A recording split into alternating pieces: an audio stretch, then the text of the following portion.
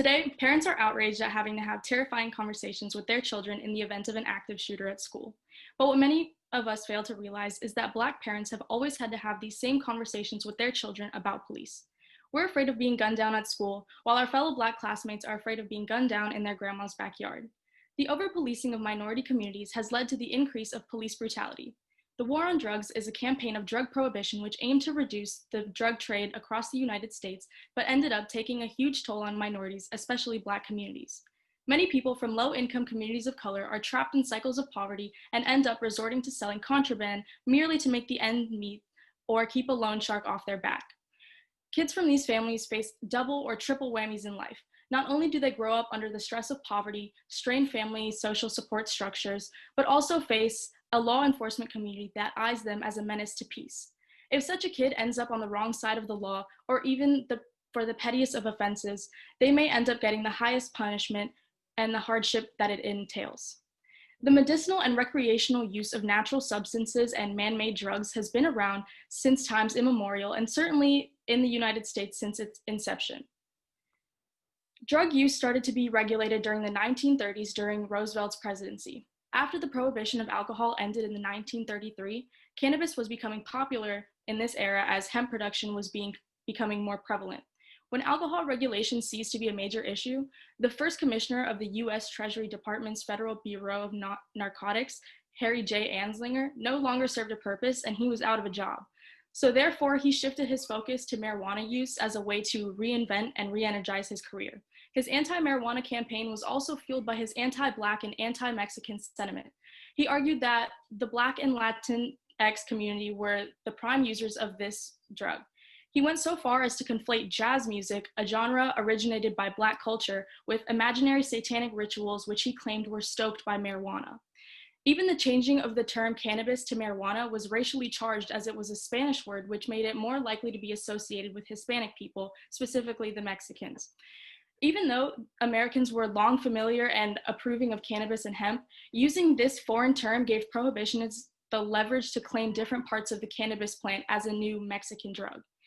Then there was the crack epidemic in the 1980s. By the end of 1986, crack was available in 28 states and the District of Columbia. That same year, the Anti-Drug Act was set into motion under the Ronald Reagan administration. It imposed mandatory minimum sentences on those convicted of possession of illegal drugs. Before this act, crack and cocaine charges had equal consequences, but after, there was a gap between the consequences, even though the ingredients and the effects of taking the drugs were the same. Faced with dropping prices for their illegal product, drug dealers converted the powder to crack, which is a solid form of cocaine that could be smoked, and 80% of crack users at this time were African Americans. So the mandatory minimum sentences led to an increase of incarceration rates for nonviolent drug offenders. Ronald Reagan highlighted the difference between the two substances, which came down to the 100-to-1 ratio, which made it way easier to incarcerate Black users. The crime within these low-income communities increased due to the high demand of crack cocaine and the competition between drug dealers.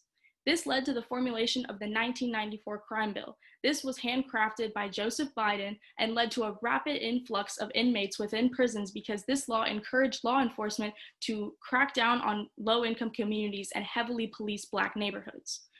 Many commentators have accredited this escalation in Black youth homicide to the crack epidemic's rise, as crack provided a lucrative market for drug sellers and street gangs. According to a study at Harvard University of Fellows and NBER, between 1984 and 1994, the homicide rate for Black males aged 14 to 17 more than doubled, and homicide rates for Black males aged 18 to 24 increased almost as much. Homicide was not the only outcome that exhibited sharp fluctuations over this time period in the Black community. The Harvard study presented national time series data by race for fetal death rates, low birth weight babies, weapons, arrests, and the fraction of children in foster care. The study indicates that the fraction of Black children in foster care more than doubled. Death rates and weapons arrests of Blacks rose more than 25%, and Black low birth weight babies increased by approximately 10%. All of these factors present apparent increases for Black people, which are usually followed by neutralizing declines that were rooted in the late 1980s or early 1990s. In regards to white people, there is little evidence providing any similarities. Recently, Oregon became the first state to decriminalize all drugs. This law is the first of its kind in the United States. The intent is that it will help get people the treatment they need rather than increase incarceration rates. Potentially, this law would reduce drug possession arrests by 91%. The percentage of drug usage in our country is not going to change whether it's legal or illegal, because even though it is illegal now, it's still considered a major issue because of how many people use it. However, if drugs are decriminalized, the United States would benefit in many ways. State and federal governments would save billions of dollars because it would decrease law enforcement costs and it would get rid of the illegal drug market, and so you could regulate the price. And as stated before, it would reduce crime and create safer neighborhoods, and it would overall increase public health.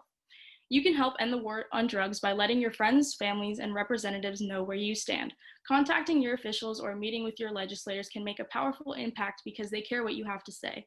You can also donate to the Drug Policy Alliance.